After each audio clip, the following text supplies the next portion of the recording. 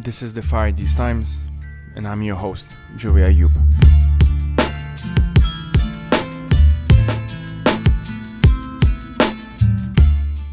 In this third season, we will be exploring internationalist solidarity, prefigurative politics, solarpunk, and how to tackle some of the most pressing challenges of our times.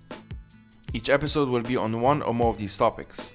But before getting into today's topic, I wanted to quickly tell you that you can support this podcast for as little as $2 or $5 a month on patreon.com/firethesetimes. That is patreon.com/firethesetimes. If you cannot donate, you can still support by sharing it with your friends and families and leaving a review wherever you listen to podcasts. This helps it get more exposure and introduce it to more folks. That's it from me today. I hope you enjoyed this episode.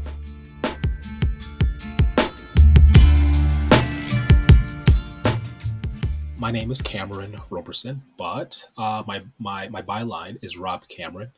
I am a teacher, a writer, trained linguist.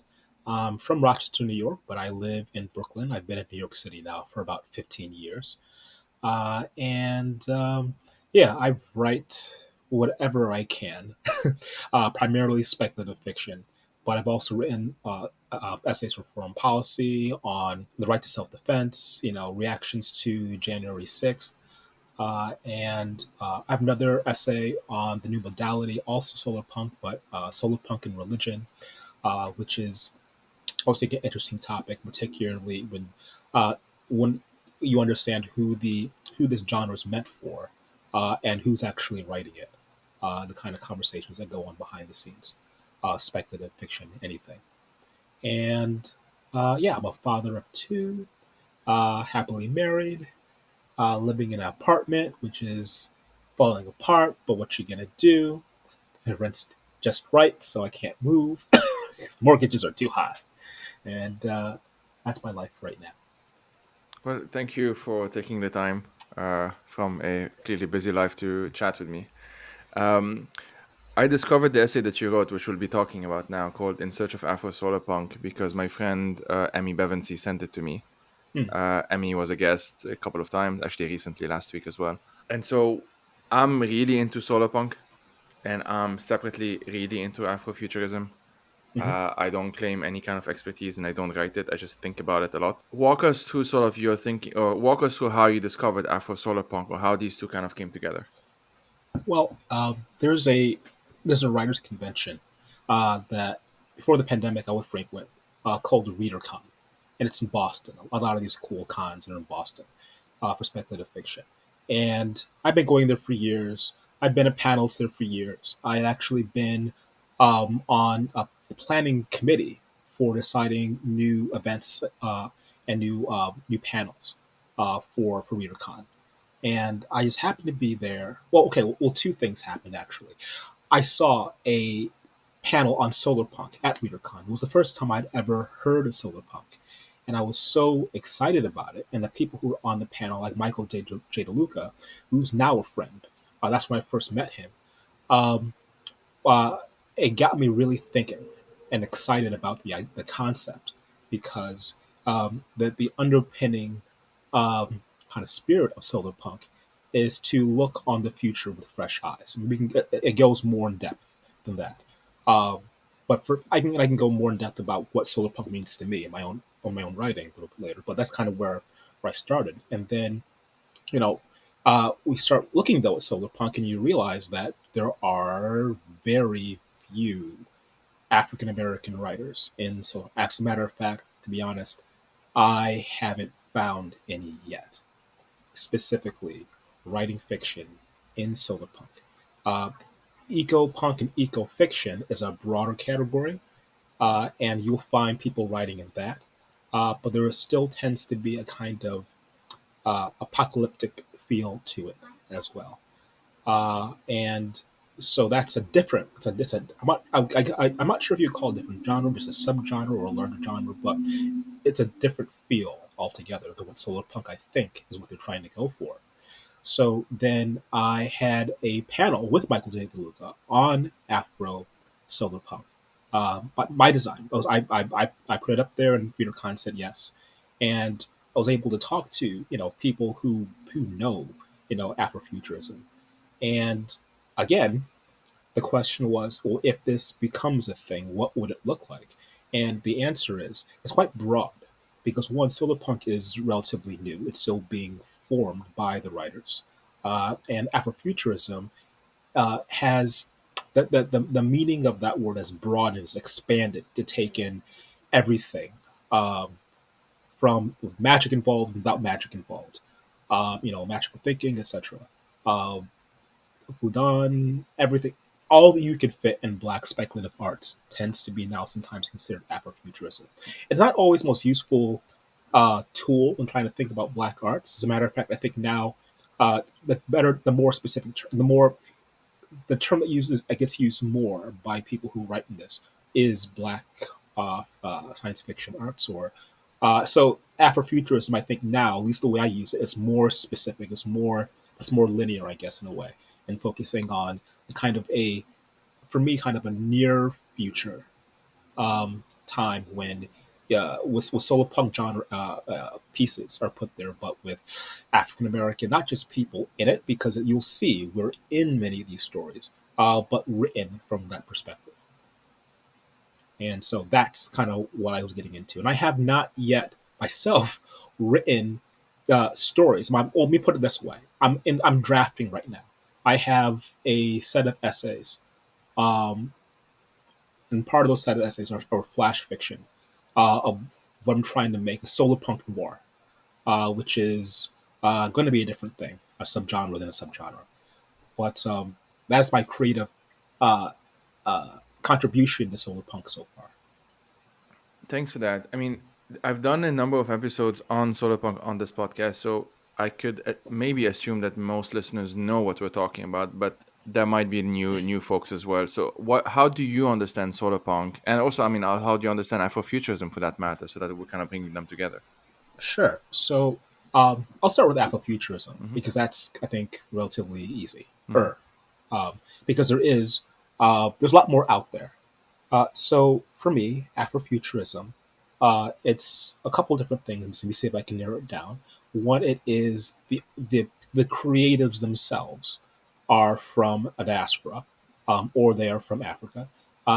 Some people have made a designation or distinction between Afrofuturism and African futurism, and that's fine. I'm not going to quibble about those things. But generally speaking, seeing black creatives putting their work out there, putting us in the future.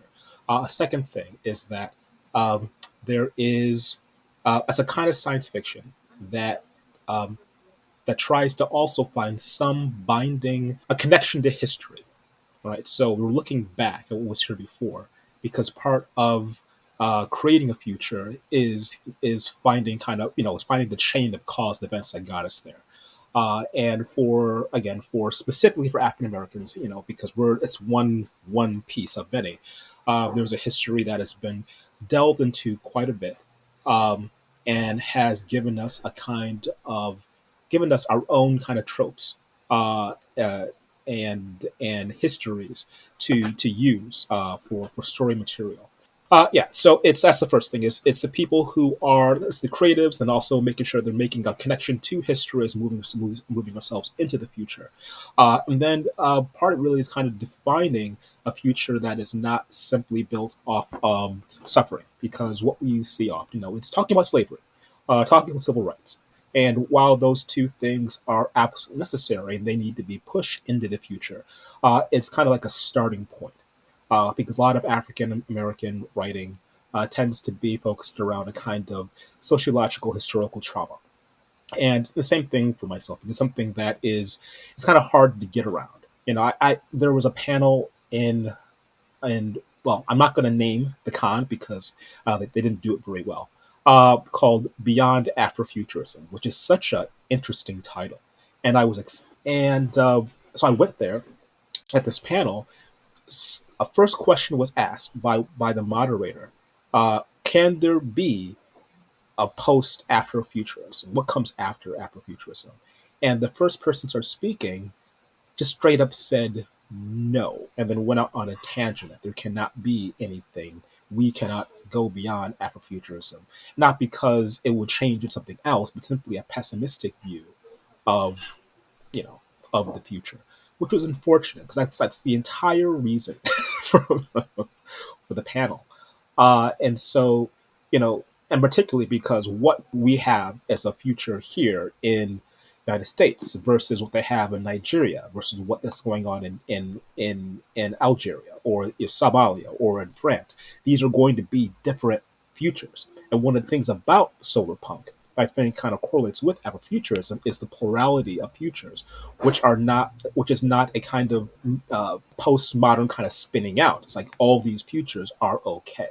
All these futures, there is space for all of these different things if we make for them. If our humanity is reassessed to say, oh no, it's not. We are not monsters. We are not just simply animals. We're not just chimps who are going to fight at every last moment just for that last grape.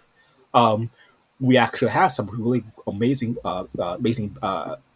attributes which are wholly social, and so we can make room as long as there's an environment, literally a non-toxic environment to do that. And so what solar punk does, what the connection is, how do you do that that political work? How do you do that sociological work? How do you do that science? The engineering. Then how do you do that healing work, the traumatic healing? And so all of those things kind of come together for me when we're talking about what Afrofuturism is. It's that healing process. Um, and what does that look like? When we're not just trying to heal ourselves or societies, but actually the earth itself, our environment, our communities, like the air that we're breathing. The panel that you mentioned, like, can there be beyond, Afrofuturism? I always find this very interesting because on some level, I understand, I guess, the pessimism, just like based on experience or whatever. But the goal should also be at the same time, I suppose. So even if we personally don't believe that things might get better in the next 10 years or 20 years or whatever, but to still try and do that work of imagining what that could look like. You ask in your essay, why must color or race hyphenate science fiction at all? And I guess this is, you kind of, I think, already answered it, but can we get into this a bit more? Like, why has there been this need? Um, Again, for those who don't know, um, to have something that is Afrofuturism. That's not just, oh, this is just futurism that has, African or Black people in it. It's like specifically Afrofuturism that serves a purpose, obviously, that other types of futurisms don't serve. If that makes Sure. sense. Well, I think there are two directions I can take with this. And the first is it's somewhat tongue in cheek, but it's a fun way to start. It's there we can't travel back in time. Therefore, we have to have some kind of prosthetic, at least in the speculative manner, talking about this. Is if we could go back in time, we will be able to find those moments and those people where kind of systems kind of went off the rails, where the political backlash against the end of a civil war, didn't end up putting us in the position that we're at right now. There are certain moments in history where communities kind of bifurcated, uh, and uh, and that's not something that we can change, except for in a speculative manner. So seeing as we are where we are right now, that however many decades, centuries of history, has built up different canons of genre specific information, different directions or lines of history that need to be taken into account. So if we look at mainstream science fiction, um, there's is a futurist science fiction, which again makes at some point in the early 20th century try to make a break with the past and try to build something new on top of what I would consider, kind of a misunderstanding of kind of who we are and what the future should look like. And it's simply because there was one group of people who were thinking of a future that they thought would just be for everybody who they imagined as people, right? So anyone else would, if they were considered in that future, it took a long time for them not to be the villains, for them not to be the monsters, and still, I mean, still today, something you got to deal with looking at non-speculative fiction or any fiction, quite frankly, or just not even fiction is looking at how we interact with the people who are not who will be considered the others, so that otherness has been built into the stories we've been telling for years. So as one of those kinds of people, who has been in that othering, it's not as if we didn't that writing wasn't going on, speculation or imagining or it wasn't going on. It just took place behind a wall. So that's why there's the necessity of the kind of acronym, because right now there is not enough integration. We are not at the point where the integration of speculative fiction um, has really become a thing. And even if it does, again, no time travel, we're still going to be drawing on these kind of different modes and different genre symbols for a while until, I don't know, maybe forever. It does not necessarily need to be a negative thing that there is an Afrofuturism and now this is mainstream, because it can simply be considered, this is a place where people of these experiences have organized their ideas and their principles and kind of themes that we want to be talking about. And this is a place that we can pull from. Now, if we get to a point where anybody in any nationality or ethnicity or a writer who is able to use their own empathy, the writing empathy, to integrate those things into a larger story arc, storyline that is considered mainstream. At the same time, we have an integration of power between those two communities. Then we can start looking at it in a different way.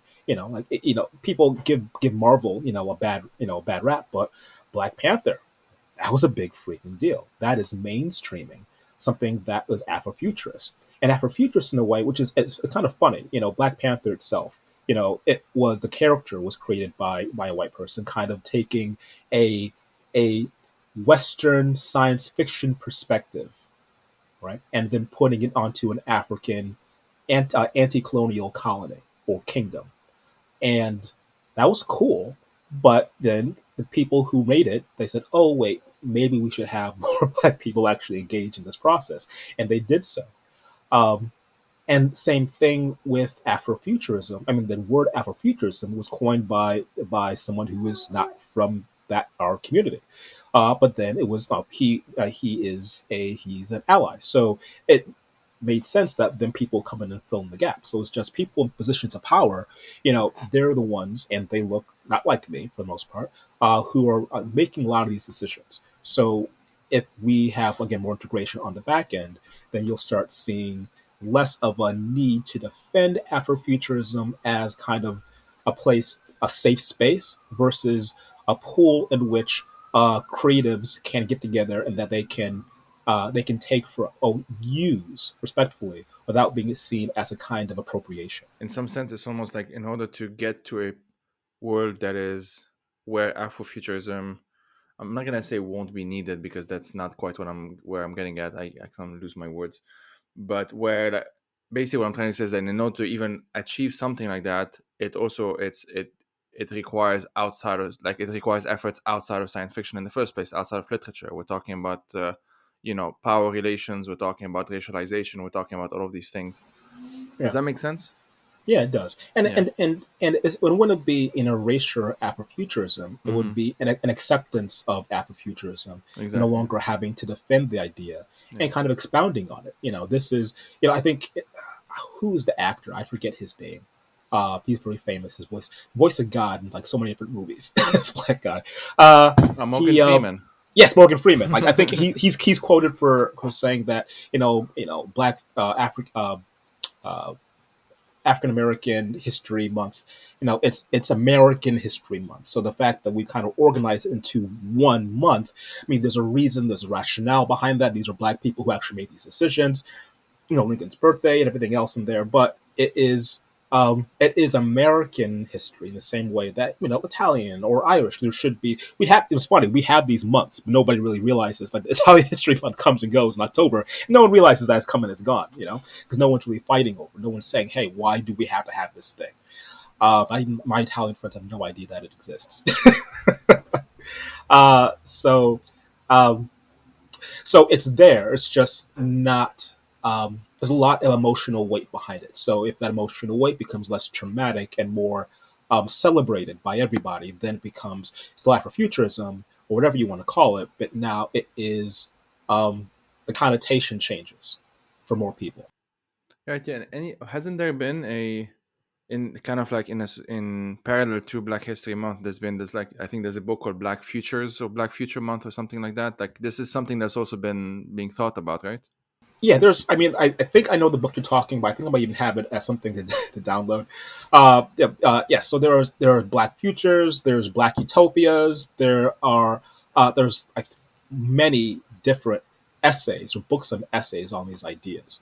Um, that are, and many of them, even if they're not, many of them they're not speculative in nature. You know, they're talking about science fiction. It's still at the same time they'll be quoting N.K. Jemisin, you know, in the introductions. So, or they're talking about Chloroform. Something that they're always referencing in some way. It's impossible not to reference speculative fiction as well, even if you're making, you know, relevant, having arguments or debates about the real and the now. Yeah, that makes sense. And I mean, I think you wrote this essay about 3 years ago, right? If I'm not mistaken, Gosh, I 2019. think so.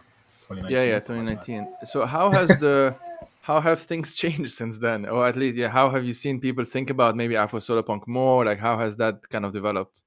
You know, there's going to be a convention in October that I'm a part of, but there is a speculative fiction convention specifically about solar punk, and there is a solar punk magazine which is associated with them, and they have just, I think they just came out like last year, but at least one of their issues was specifically Afrofuturists in solar punk. I have not read it yet. It is on my list of things to read. So it's coming. It's Mm, there, mm, and it's just taken a long time. Uh, this convention, it's a Kickstarter. You know, this is not something that has been around for more. Gosh, quite frankly, I'm not sure how long it's been around. This might be the first convention. It's the first mm, time I've been invited to it, so I just found out about it. You know, about 2 months ago. mm. Um, Okay. so it's there, uh, but really only there. There's some other people. I'm trying to think of some names. Ekpeki, Donald, last name Ekpeki. If you look, he actually has his first name is much longer. I'm not going to try and pronounce it because I don't want to butcher it. Sorry, Don. Uh, he just came out with an anthology of just African. It's called African Rising or Africa Rising. So it is African futurism, I believe, and it's beautiful. I've seen the book, and it's winning awards. Now I don't know if these awards are based off of people who have read it, or these are awards from people who just see it and say this is really really important. Um, and they're pushing it either way. But these are the people who are. He's one of the people who's really kind of working to make this new space. And he also will be this panel, this convention. And I think I remember hearing about his book. Even he didn't call it solar punk. He called it eco fiction. So I actually have to go back and have to read the story to figure out what exactly he was doing. So still the solar punk, Afrofutures, Afro solar punk, I think is still wide open. But it's just amazing that it's been developing so quickly. I've discovered Solopunk, I think 2 years ago, something like that. Emmy actually, I think, was the first one on this podcast to mention it. Um, and since then, it felt. I mean, obviously, I'm also looking for it, so I'm obviously biased, but it definitely felt like there's been a growing momentum at the very least of people feeling like, well, this is something that can actually offer not necessarily answers or perfect solutions, but at the very least, tools to think about the future in different ways. And there's this quote by, um, actually, let me find it. But if you want to say something in the meantime, go for it. I need to find the quote. Um, no, I think you're right. There's certainly a lot of some critical mass that's kind of starting to build behind it. Um, Even that critical mass, you know, it's small compared to other genres. Uh, what I do find invigorating, I think, about solar punk, and this kind of goes back to like what it means to me, is that I think it's a reevaluation of of who we are. Because I think, you know, a lot of early eco fiction was either kind of like a back to nature movement, or it was seeing humans as a disease, as we are the problem, we're the virus, and if only we could get rid of the people, then the planet would be fine.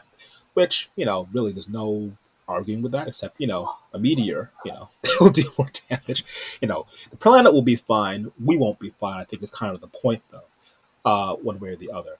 And so what Solarpunk does, I think, is it takes a look at, some kind of assumptions about what is possible given the correct organization of society, um, having an idea of limits, uh, and seeing those limits not as depressing, but as kind of poetry, and understanding that that as individuals, as a species, um, we've been told that we're sinful, or that we are animals, which is true, but we are social animals. And so, given the right kind of incentives, with if we can get away from kind of the trauma of our recent past, and I think we're starting to see, I think, many ways of stepping away from the trauma of the recent past, and a lot of the issues that we're dealing with, like right now is going on in the Ukraine, the war between Ukraine and Russia. On a certain level, it is generational warfare. These are Putin, who's from a certain age and time, traumatic bent people who are doing their best to pass on that trauma to younger, the next generation. And that really is, I mean, there's that war is about a lot of different things, but really is about him and his stuff, and what he's trying to put onto the community and what people are willing to take.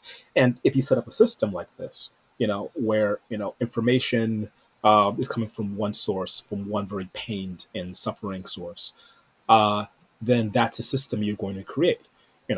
If we are constantly looking at all the negativity, we forget that at no point in human history before now have we seen so fewer people dying from war, fewer people dying from disease, fewer people dying from poverty.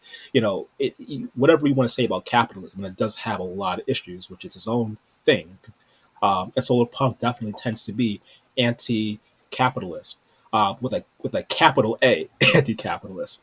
What do you want to say about it's gotten us to this point where we can take a step back and say, okay, we have some things to fix, but look at all these other things that have gone on that have been successful. So, there's what solar punk, I think, does is it is able to look at those good things and find a, an armory, I guess, it's tools there to kind of re-understand ourselves, and re-understanding ourselves, and we can change how we organize society and how we deal with the environment. Yeah, thanks for that as well. I mean, so the quote I was thinking of is by Gerson Lodi Ribeiro. He's this Brazilian editor of, I think it was the first, or at least one of the earlier. Yes, he's the first. He's That's the the first. first anthology Yeah, on Solopunk. It was yeah, published in Portuguese in 2019, 2012. I mean, so yeah. 10 years now. And he was asked like, why Solopunk? Like, why? Because obviously Cyberpunk is the more established one, but why did he pick Solopunk? And he replied, and this is from like an essay that I'm writing now, but he replied that Brazil's quote unquote fantastic literature biosphere, which is a fantastic sentence, was already polluted, quote unquote, with coal and petroleum. And basically, in other words, like we're already familiar with dystopian and post apocalyptic futures. And it does feel, I mean, it felt back in 2012 clearly with him, but it definitely feels now that in some sense they've kind of run their course. It doesn't mean that there's no role for dystopia, or that there's always a role for any genre, I suppose, but that there's kind of, it felt to me anyway, that's just too much of it and not enough of the alternatives, like just not enough of solarpunk, obviously, hence why we're doing this. Well, I always find, like, the genres pop up at moments of existential crisis, and they're just kind of the articulation of this crisis. And even though it's crisis, crisis adds to story. Crisis kind of builds things out. You can find something cool in crisis. That's what we write stories about. And whole genres about them. So absolutely, post-apocalyptic. It has a sense. It has a feel, which again is coming from that place of trauma, which I think again needs to be reevaluated. The cool thing about Brazil, I guess, besides the re-understanding, of of technologies that deal with the environment, because they have their own problems there. But they've also been ahead of the curve in trying to figure out solutions. It's also been ahead of the curve in small bites, trying to figure out political solutions as well. So there's this book that I'm reading now called, yeah, oh, that's right, Humankind by Rutger Bregman. And have you read this one? I have, yeah. Yeah, it's fantastic. Yeah. And one of the things that he talks about the towns in Brazil that, when given a choice between three different, that's not that wasn't no. Well, there was in Brazil, but I think there was other country as well. But given the choice between the old dictator and the new oligarch, and some guy and the third guy who nobody knew, but said, "Look, if you give me power, I'll just give it right back to you." Um, and they took the third option, right? And they were able to do become much more engaged citizens in the way that we kind of expect or hoped that we would in the United States, because we are supposed to take citizenship and the values and responsibilities of citizenship very, very seriously. But there, like, actually giving people the power and the responsibility of dealing with the money, made them engage in a way that simply we don't and haven't been, unless you're of the political class or you have the time to do so regularly. So, so there are a lot of different things coming out of that area. Now, the book itself, that for Solar Punk book, it is one of my favorites, but it's also right there on the edge between Solar Punk and other eco punk, because it is not utopian in any sense of the word, not in any of the stories. They are dealing with some harsh, harsh topics. There is murder by corporations. There's even been some fantastic elements where people are integrating plants into their system. Kind of, it's, even though it's not uh, cyberpunk, there are still some cyberpunk elements. It being, this being like the very first thing. So there are places where stories where characters they've changed their DNA. They're post-human in a way, so they can survive this environment. So it is a much broader sense, really more eco-punk than solar punk. Or rather, the solar punk that we hear about today. And one of the things I like about that is they do kind of smack the concept of utopia off the table. As if I have a pet peeve of solar punk or people describing it, it's the connection to utopia. And the idea of utopia is a single perfect state, which basically means that you stopped changing and you found some level of perfection, which I've always found to be dangerous, quite frankly, lethal, because that also implies a kind of modern idea of one rule. Here is our version, my version of perfect, and I'm going to make that perfection everywhere. It's a very dangerous, I think, the idea of utopia. So they knock that off immediately. And if in any of my writings on solarpunk, that is something I'm trying to step away from, or rather put a red line around, because solarpunk, I think, if you have a utopia, you've lost the punk aspect of it. Yeah, no, that's a good point. I sometimes have used the term pragmatic utopia, essentially as like it could be a useful tool to have some kind of goal to or some kind of vision ahead, but that vision doesn't have to be a stable one. It doesn't have to be a fixed one. It can actually evolve over time, essentially, if that makes sense. Yeah, I mean, like, for in the essay I'm working on right now, Mm-hmm. what I've considered to be solar punk, my definition is these are stories about the consequences of good choices, right? Mm. So if we have the political will to do this thing, right, whatever this thing is, in creating this technology, making a change to this system, so that even if it is not directly connected to environmental justice, does have a knock-on effect because of something down the line. Sometimes you have to attack the problem, not directly but indirectly. Uh, in doing so, you are in a fight with what has come before. You are in a fight with systems which are still in play and which aren't just going to bow down and disappear because a legislation has been passed. there's a new president, we have a new technology. Once these ideas are in play, then this is where the story begins, you know, and that story will inevitably involve power, politics, crime, murder, imperfect people, you know, nations colliding, people colliding, generations colliding. And that collision, though, from the point of perspective of the Solopunk character, does not have to be, a long, drawn out, bloody gunfight. It's taking our understanding of what makes people people, our new understanding, and acting differently in those situations.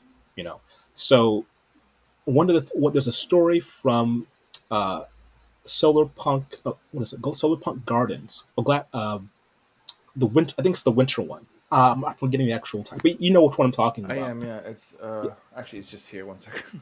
yeah. Winter Gardens. I'm gonna go get it. Glass and Gardens and Yes, Solarpunk Winter, Solarpunk Summers. yeah.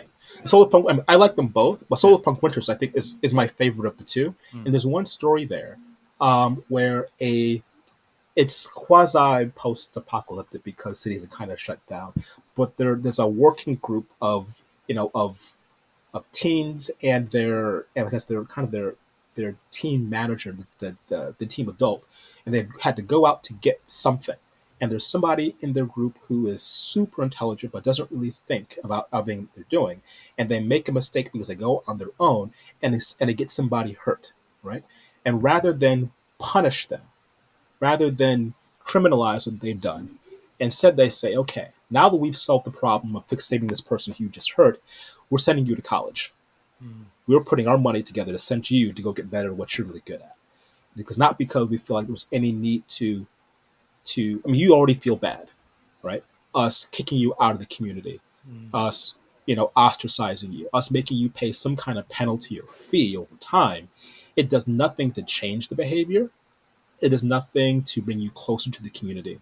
It does nothing to improve your own sense of self and therefore your connection to people around you as well. But if you go to advanced to college to get an advanced degree in this thing that you're really good at, that will be so much more beneficial to you, to us. You'll feel better about that, and we can do this for you. It's a gift to you because we value you, and that story out of all of them really kind of blew my mind because it wasn't the engineering, it wasn't the science fiction, it wasn't the character work. It's just the concept that of punishment, Mm. which is something as a parent I have to go back to over and over again.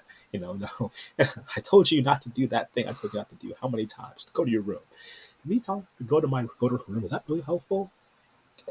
She's leading up the room for a bit, so I'm not as stressed out anymore. But is that is that really helpful in the long run? But that's individual, but on the societal basis, looking at prisons, or looking at again how we treat people and Mm. interactions. Um, if we people know there's going to be a negative consequence that is going to shame them away from doing the right thing, then there's no real reason to. There may not be a reason to change. Mm. And there are different ways and uses of the word shame. I don't want to get this. It's nuanced. I mean, we have social shame where if you do something like I don't know, if you punch your wife, then there should be some shame there. There should be okay. This is not. We all recognize this is not right, and there should be some kind of censure, Mm. right? But it's not going to be where now you go to prison for 20 years. Maybe it is, you know what, you really aren't in a position to do your job correctly or be a family man, so you need to go have help. That's going to be our response to you, is to understand this came from somewhere, but still dangerous situation. We will change the dynamics of the situation of the environment Mm. as a different impact. And that's not so much solar punk, but I feel like the idea behind solar punk is healing. Yeah. You don't heal the environment without healing the social environment. These are the people. Yeah, no, I do think there's definitely an element. I can definitely see this being integrated in many more Solarpunk stories. Essentially, abolitionism, broadly speaking, as well has or Solarpunk can adopt a lot of abolitionist principles. I feel, um, but I kind of went back a tiny bit. I know in the essay you talk about the role of technology and how like technology in general is thought of obviously in science fiction as the core of science fiction, at least one of the like its main component as this very futuristic thing. Um, but you have a very interesting analysis of like the movie iRobot, which I feel most people probably at least have heard of, if not watched, or read the initial books, obviously.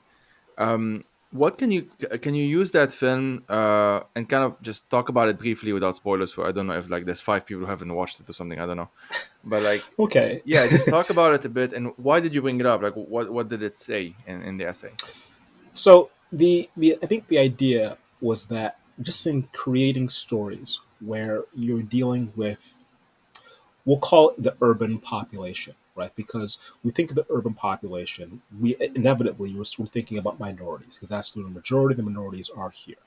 So if you're going to write a story, right, which has, you know, us, and it has police and it has kind of this noir detective element to it, but you're writing it from a perspective that does not take into account the role of these different institutions, which Afrofuturism has definitely had quite a bit of experience with and talked about it and read about, then the story is going to be paper thin, and it's going to rub some people the wrong way, and it's just going to be not only an inaccurate representation, because again, when we're doing genre fiction, we are enacting a kind of realism, and this realism, you know it's always a question how much real, real, is integrated with reel, and the idea that, when you go particularly to a movie or something, or to like a Netflix show, this is taking your audience and putting them into the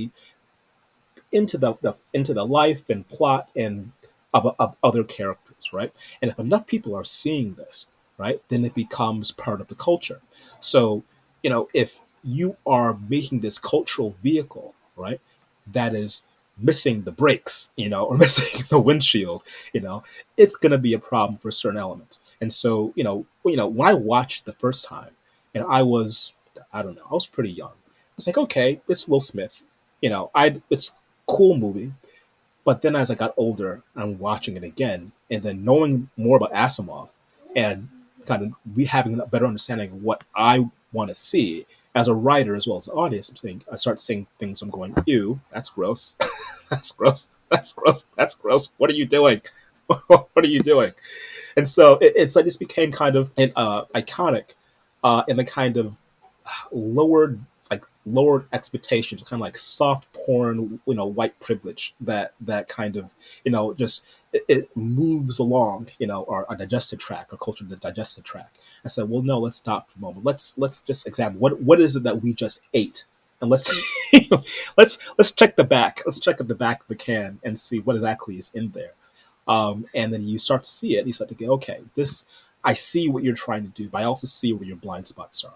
And if you have integrated, again, the reason why we have to have this Afro-futurism is because it's integrated, because people in power don't stop to think, okay, who should I be talking to make this not so much more real, but more in line with the experiences of people who actually live there. Because the idea, and this is again one of the reasons why I'm working on this essay on solar punk noir, because there are um, elements of fiction which have basically become have had a done a good job of taking the place of real history for people. Because you don't live everywhere. You don't know anybody truly outside of the people you interact with regularly. What you see in school, or what you see on TV, or you're scrolling through Facebook or social media. So are your not it's not so it's not just and it's not just your own perspective which is being uh, curtailed or curated. It's the perspective of people in power who decide, where are we going to make the borders between neighborhoods? Where are we going to send funds? Who is deserving and who is not deserving? There are certain narratives which feed this underlying misunderstanding of who these others are. Like when you put, when you build a city and you have, massive African American and minority migration in, suburban flight out, you've actually made a point to make it harder for those people who are now in the urban center to get out. That means that there's not a lot of connection. and not a lot of connection, not a lot of social services. We see a degrading in the kinds of communities that were there because they've been broken up by systemic racism, by capitalism, by being stuck here, by having so many people on top of each other, and then 1980s hits and then crack in the streets. I mean, so these are things which are these are still historic points which are feeding into a narrative that is kind of undigested. No, that's the wrong word. It's digested without really kind of understanding what it is that you're eating. And so this has a huge effect on our politics, on how we see others. Fiction, in many ways, is much more endemic to the way uh, to individuals' understanding of the world that we live in, because we don't not everybody reads history. We're not really designed to read history, understand these large systemic things, but we are good at understanding stories, and we ingest stories all day long. That's why I like to always in these conversations that could, in theory, like could end up being very theoretical, always kind of bring them back to stories that many people kind of recognize or the videos have heard of.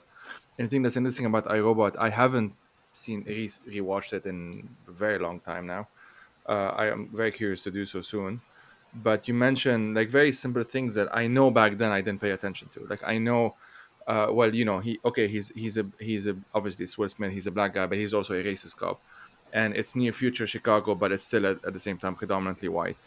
And there are these things that like it's basically the wallpaper. It's like it's a form of just this is it's taken for granted that this is what the future might look like or will look like because there's a will aspect to it. Will look like even though you might look at I don't know demographic trends or you might look at other kind of real life things happening that point to the fact that this is actually not quite accurate.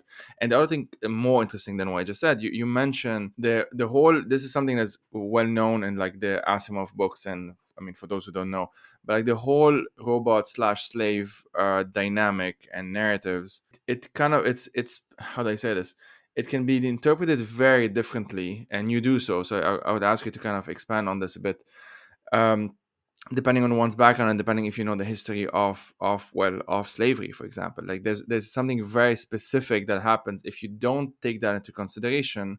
Your conclusions will go very in a direction that's very different than if you do take those into consideration. I don't quite know if I was Yeah, coherent with that. but I think so. I mean, the very idea of a robot, right? The very concept of a robot, you know, it's based off of slaves. I mean, that's just, it's in the etymology of the Hmm. word, So it's easy to see that if look if you're looking for it.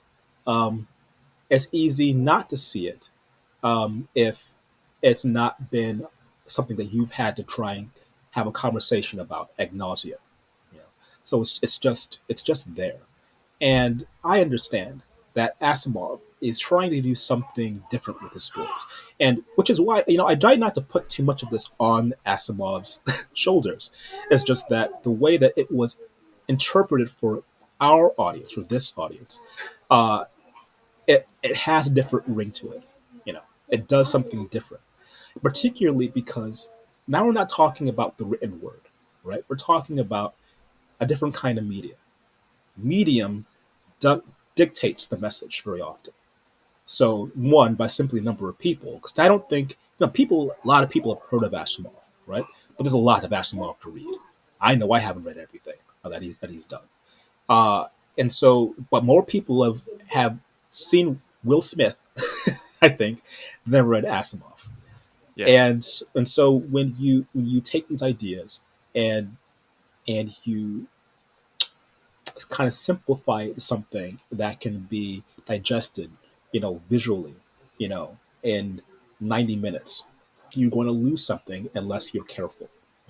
And it's not to say that this story should be an African American story.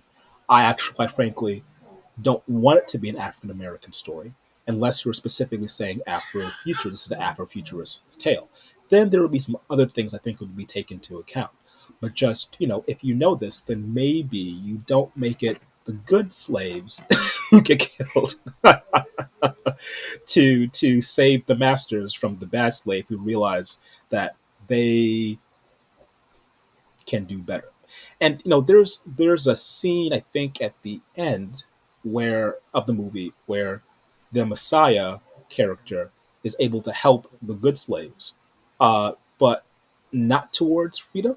I don't think that's the direction it was going. That's not where they were going. It wasn't saying, okay, let's we don't want to have a violent overthrow, but let's have a let's have a slow roll of our freedoms. Because if you think about it, quite frankly, these robots, any of them, as long as their battery their battery lasts, it's not what is it? And it's built to to turn off after a certain number of time. They would outlive us. So they will be able to say, okay, in the grand scheme of the history of our planet and this other species, we're kind of the immortal ones here, so we can take our time. We have a different hardware than these other people, so we can find a way to manage our own expectations, and then also, make a future that's better for us, if not better for everybody. I mean, there are different kind of questions that you ask when you understand some of the pitfalls of of in of a story that does not understand Afrofuturists, or at least take those writers into account when they're telling the story. And it's not to say, I should say, that every African American writer or Afrofuturist writer would make the same kind of decisions that I would, but it would certainly be in their mind to say, "Wait, let's try this a different way." I think. Thanks for that. So there's one more question before I'm getting into the book section. Um, we mentioned it already before, like Wakanda and Black Panther, and this is probably one of the most watched films of recent years, I think. How would you describe the relationship between Black Panther, the movie, and let's say Afro-Solarpunk? Like, what are certain things in common? What are like important differences, if that makes sense? Because I feel like this would help certainly me and hopefully listeners kind of make that nuance, if that makes sense. Well, if I don't know if you can really make any real connection between Afro Solar Punk and Black Panther. So first of all, their technology, I guess you could say vibranium. Hmm. Uh, uh, it is kind of like it's a magic bullet. So it's something that everybody wants, but no one really understands how you get it. Hmm. How is it integrated? What's were there landfills? Do they have landfills? I mean, it's since it's not a part of the story, Yeah. we can't have a conversation on a technological basis. It's a MacGuffin. No, it's a magic. When it comes to the understanding of society, it's a monarchy. So, and the interesting thing here is that if you read the comics for Black Panther, they have really, starting Ta-Nehisi Coates, they've really pushed back hard against monarchy. They've actually dissolved the monarchy in Hmm. the process of dissolving it. Like the last major story arc was Wakanda Empire, so there's kind of a retcon uh, where the Black Panther goes into space, and we goes into space. He sends researchers, into space to go look for something. And when they do, they go excellently end up going back in time, and they create an entire colonial power in space. And they're huge and they're dangerous. And Hmm. so the comic book story arc is about toppling that empire, saying no good. There is no good empire, black empire, white, but there's no good empire. And then back on Earth, the Black Panther gives up the seat of power, and they become a parliamentary democracy. But now, in the process of parliamentary democracy, there's been a attempted coup by the military Hmm. to try and seize power and hold power. And I will say that I like the ideas this last one. I think that there's some important details which are missed, I think, in trying to create this kind of shorter comic, but whatever. Point though is that the comic does more to address some of the issues you might consider in Solar Punk, but not but the movie itself doesn't. Yeah. Unless I'm missing something, No, it I is I agree. really brilliant African. No, Afro-futurist because the majority, even though it's set in Africa, and my wife is African, Mm-hmm. she's in West Africa, Mm-hmm. and when she saw the movie in the theater, she cried. She's like, Mm-hmm. "This is amazing." Mm-hmm. But it's still created primarily by African Americans, Mm-hmm. and the whole idea of Black Panther is African American. There is a kind of utopian idea, that if we could go back to Africa, then it would be better, Mm-hmm. which we tried. And so, yeah, so it's much more of an Afrofuturism and an Afro-Solarpunk. An Afro-Solarpunk, you wouldn't have, I think, a, a superpower, and the defense of a superpower as the main goal, Yeah. basically.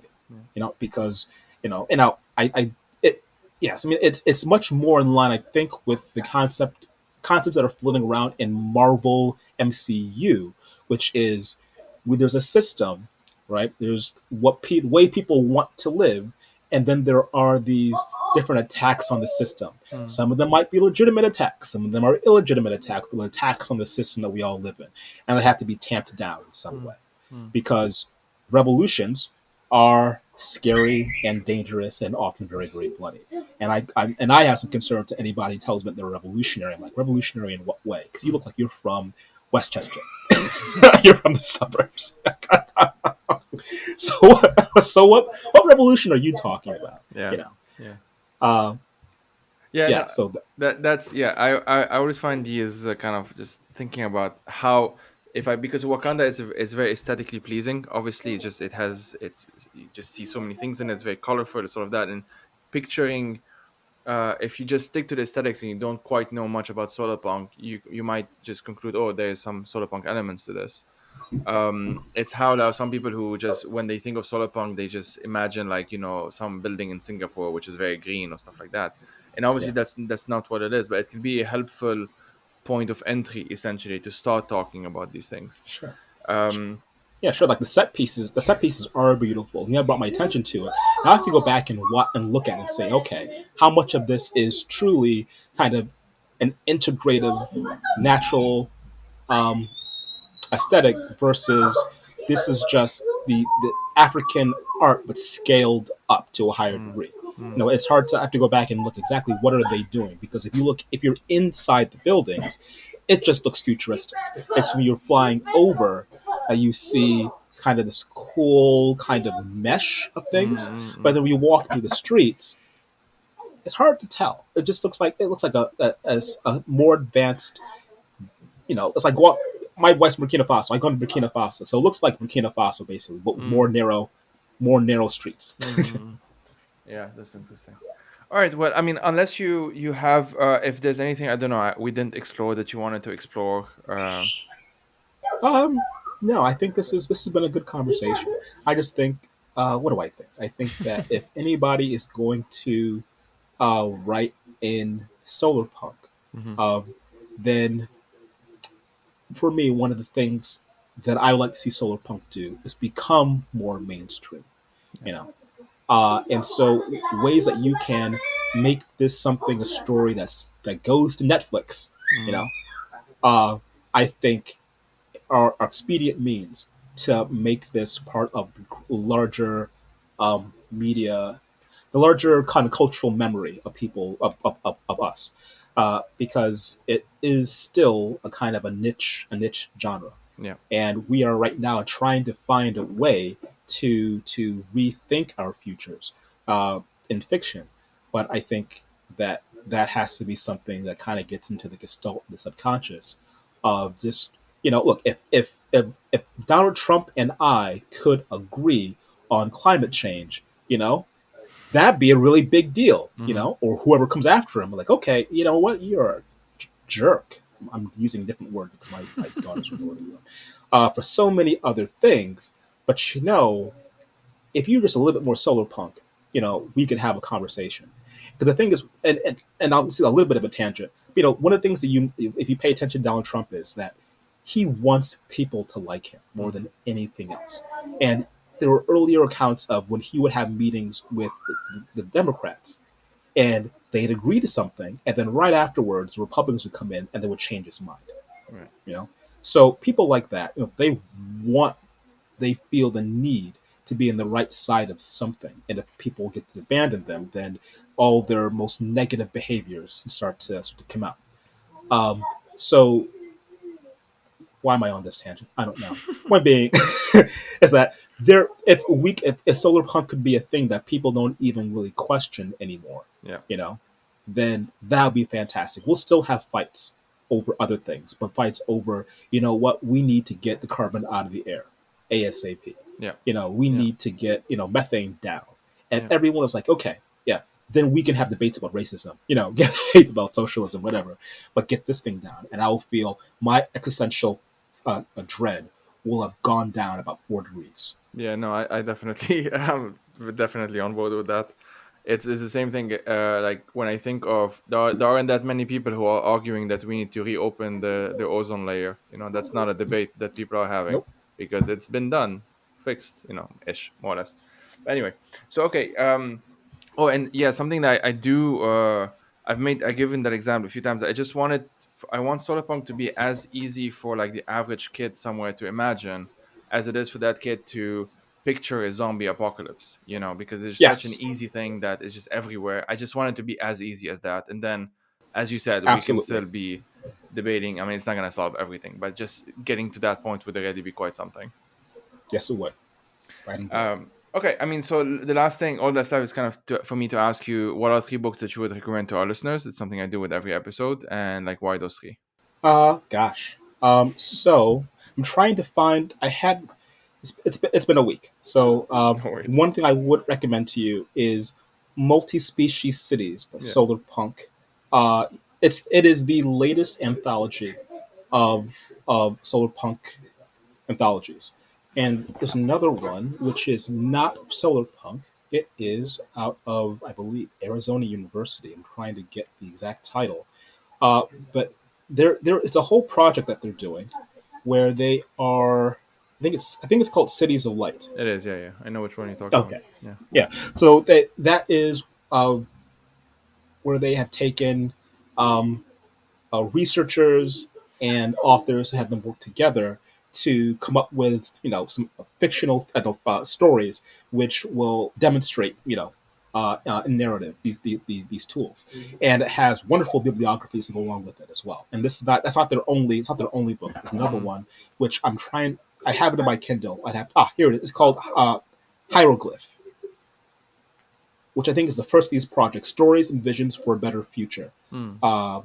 Hieroglyph, uh, by Ed Finn and Catherine Kramer. And same thing, they don't have the bibliography of the nonfiction elements, but they do have their stories mostly about they're calling moonshots. So like big ideas in science, which they think uh, would impact us in many different ways. And then one more besides, well, I do think that everyone should be reading. I think the book I mentioned before, Humankind, Mm-hmm. because that really by Rutger Bregman, Bergman, yeah. because it lays out a case for a different understanding of humanity, that you can. If you don't believe them, you can find the research yourself and see. Again, he points to that exactly exactly where the change, where the mistakes have been, the errors of understanding have been. I highly recommend those. So I think those are 3 good places to start. None of them Amazing. are Afrofuturists. I would say maybe for that Donald's essay on anthology, African Rising is a good place. Mm. So I am not ready yet myself, but I'm excited to. Amazing. Okay, well, Rob, thanks a lot for this. This was an amazing chat. Thank you for having me.